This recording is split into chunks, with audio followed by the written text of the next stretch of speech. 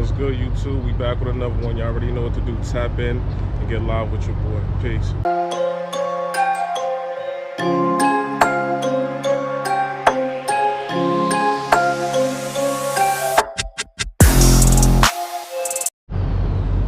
What's good, y'all? I just want to tap in with you guys. I'm going to talk about something I don't see a lot of people talk about out here. We're going to talk about distractions and depression out here over the road. A lot of the main things out here that's going to cause you to be distracted is going to be whether you have a boyfriend or girlfriend in your family. A lot of those things can deter you from wanting to get off the road, whether you got family asking you for money. You got guys and girls who got relationships back home that aren't working out, so it's causing them to be irrational out here, arguing all the time. You see it at the truck stops, going home because they suspect their significant other of cheating and shit. Man, if it doesn't work out, let it go. I'm gonna tell you that right now. Let it go. Another thing with family, when it comes to your family, sometimes the best thing to do is tell them no.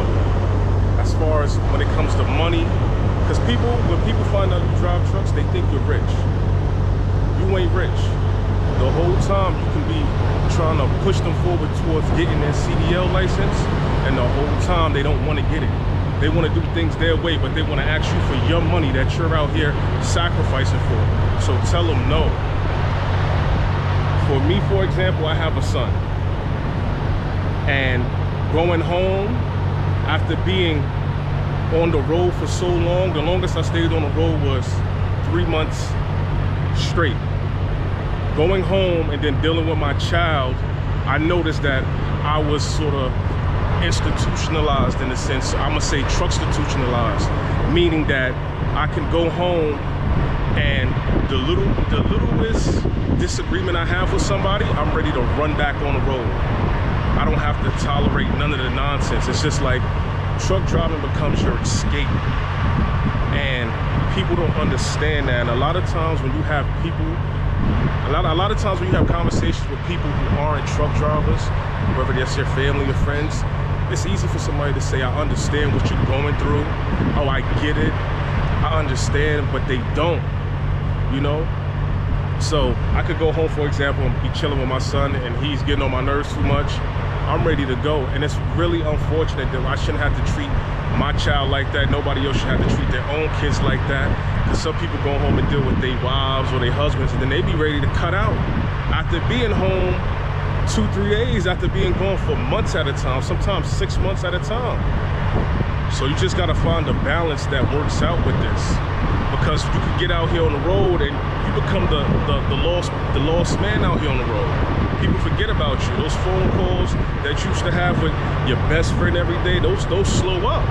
Because you're not necessarily, it's you out of sight, out of mind. And I'm gonna keep it real. People that I met out here on the road, I'm more closer with than people I know my whole life. You know, so you gotta just take this and grow with it and have a great work-life balance. You know what I'm saying? If you got something that's worked for me that I've been practicing this year is talking faster. So I'll notify my folks, my family, as far as like, I don't want to be bothered, I don't want to talk, and I just go 2-3 weeks without speaking to anybody, and that helps me. It really does, because when you get out here, one thing about trucking, you're gonna learn yourself more than anything else. All the noise in your head stops, and that brain is gonna start clicking, and you're gonna start thinking and evaluating yourself on a different level that you never did before. So people that's probably been in prison before probably understand that more, and that's why I see a lot of people that have been in prison that drive trucks, they thrive out here because they know how to really slow their mind down and be very thoughtful and they can plan things out better than some people who haven't, you know?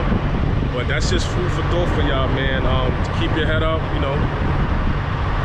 Keep your mind positive and say no to people, man. If they ain't positive for you, if they ain't happy for you, if all they doing is asking and taking, cut them off, man. But I'll get back to you guys at the next one. Peace.